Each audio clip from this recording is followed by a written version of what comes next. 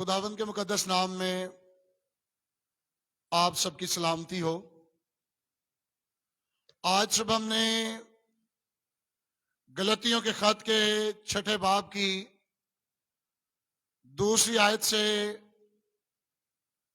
5वीं आयत के आखिर तक तिलावत किया है और एक दिन पहले हमने 6ठे बाब की पहली आयत को सीखा था कि भाइयों में से अगर कोई किसी कसूर में पकड़ा जाए तो जरूर है कि उसको बड़ी हिलम मजाजी के साथ बहाल किया जाए और ये भी ख्याल रखा जाए कि खुद गुरूर और घमंड के बायस किसी आजमाइश में ना गिर जाएं। इसी बात को खुदावंद का बंदा मुकद्दस पौलुस रसूल आगे बढ़ाते हुए ईमानदारों को नसीहत करते हैं। वो कलीसिया से कहते हैं कि तुम एक दूसरे का भार उठाओ और यूं मसीह की शरीयत को पूरा करो। जब पौलुस ने किसी कसूर में पकड़े जाने वाले की बहाली के लिए कहा है तो वो समझता है कि कोई भी शख्स ना सिर्फ किसी कसूर में गिर सकता है बल्कि मसीही लोगों की एक तस्वीर, एक अक्कासी उसने पेश की है कि वो भारी बोझ तले भी दबे हुए हो सकते हैं। इसलिए यहां पर उसने हर एक मसीही को यह नसीहत की है कि एक दूसरे का ख्याल रखो। या उसने ये ताकीद की है कि मसीही लोग एक दूसरे के भारी बोझ में उनके मददगार बने। और ये सादा सा हुक्म जिस पर मसीहियों को चाहिए कि वो अमल करें। एक बार बोझ वाले बहन भाई को ढूंढें और उसकी मदद करें। यह कोई पेचीदा या मुश्किल बात नहीं है और इसके लिए कोई जो है बड़े प्रोग्राम, बड़े किसी इवेंट या बड़े इंफ्रास्ट्रक्चर की जरूरत नहीं है। बस एक बोझ के तले दबे हुए मसीही बहन भाई की मदद के लिए आप आगे बढ़ें। और पौलुस कहता है इसी तरह से क्या करें? मसीह की शरीयत को पूरा करें। एक दूसरे का जब हम बोझ उठाते हैं हम बड़ी सादगी से मसीह की शरीयत को पूरा करते हैं।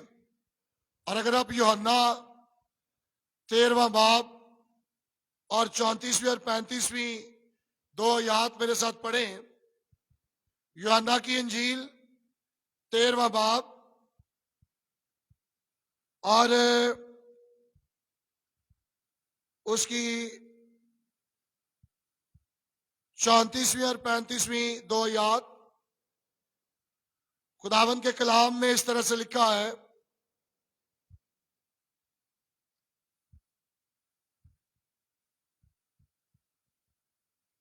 मैं तुम्हें एक नया हुक्म देता हूं कि एक दूसरे से मोहब्बत रखो जैसे मैंने तुमसे मोहब्बत रखी, तुम भी एक दूसरे से मोहब्बत रखो। अगर आपस में मोहब्बत रखोगे तो इससे सब जानेंगे कि तुम मेरे शागिर्द हो। मोहब्बत रखने से मुराद ये नहीं है कि आप इतनी मोहब्बत करें कि मसीह की तालीमात से पीछे हट जाएं। मोहब्बत करने से मुराद ये है कि एक दूसरे की मदद करें, एक दूसरे का बोझ उठाएं और इस पूरे खत में चूंकि पलूस गलतियों के मसीहों के दरमियान जो शरीयत के माहीरीन हैं उनसे जंग कर रहा है, उसने दोबारा फिर इसी बात को छेड़ा है। पलूस ने बुनियादी तौर पर कहा, क्या आप शरीयत पूरा करना चाहते हैं या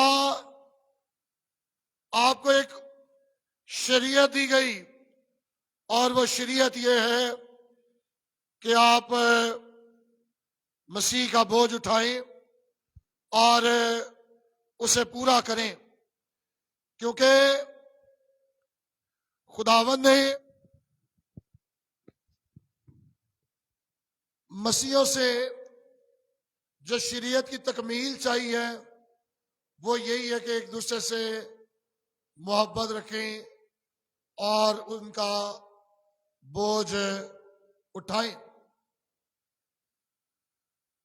और फिर हम तीसरी बात जो पढ़ते हैं, लिखा है गलतियों 6 बाब की 4 आयत में, बस हर शख्स अपने ही काम को आजमा ले, इस सूरत में उसे अपनी ही बाबत फख्र करने का मौका होगा, ना कि दूसरे की बाबत। और अगर कोई अपने आप को कुछ समझता है और वो है कुछ नहीं, तो इसका मतलब यह है कि वो अपने आप को धोखा देता है।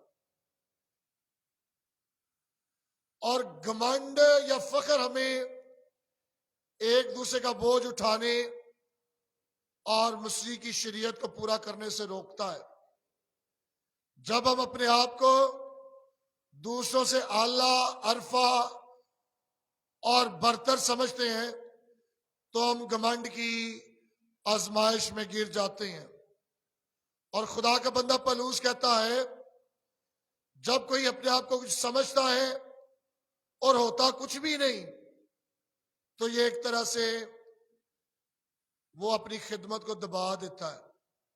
जो खुदा से खिदमत लेना चाहता है वो उसे रोक लेता है, और घमंड की वजह से लोग दूसरे की मदद करने से इनकार कर देते हैं।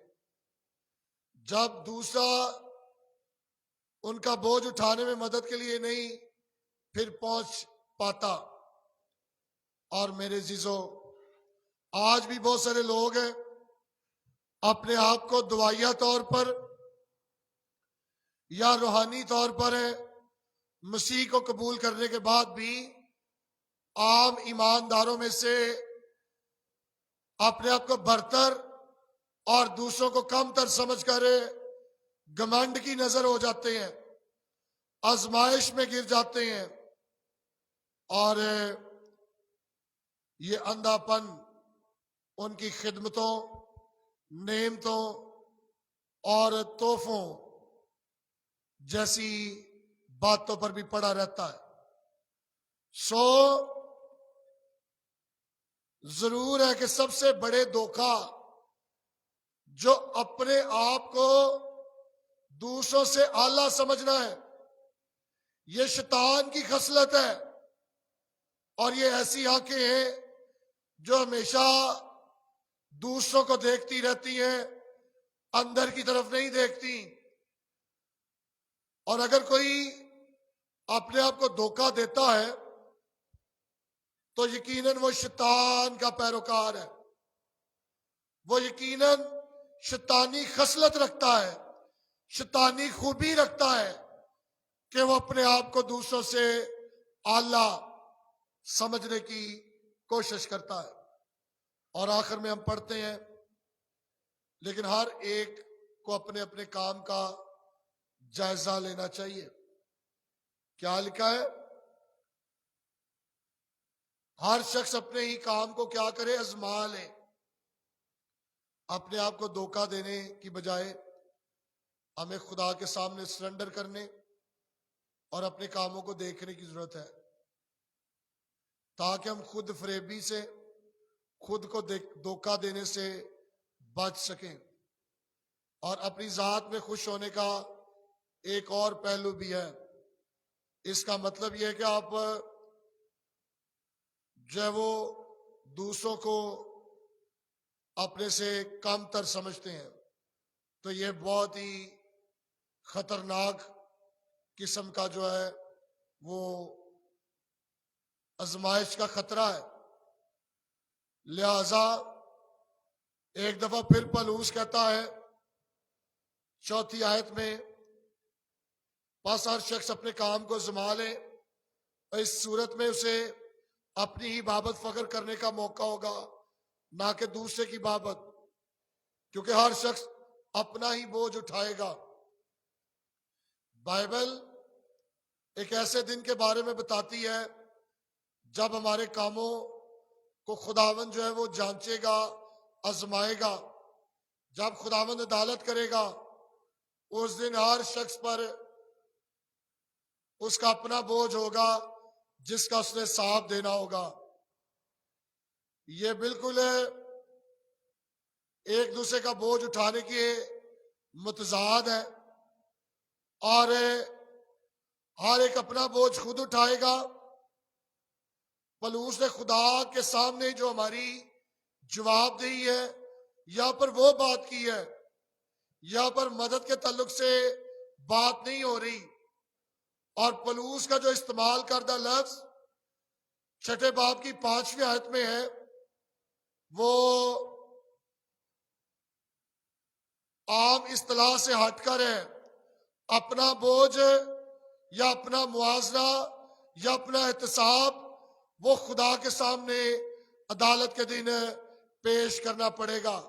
ये मदद करने और अपने बोझ का हिसाब देने दोनों अलग अलग इस्तिलाह है, इसलिए हमें इनको एक दूसरे के साथ मिक्स करने से बचना चाहिए।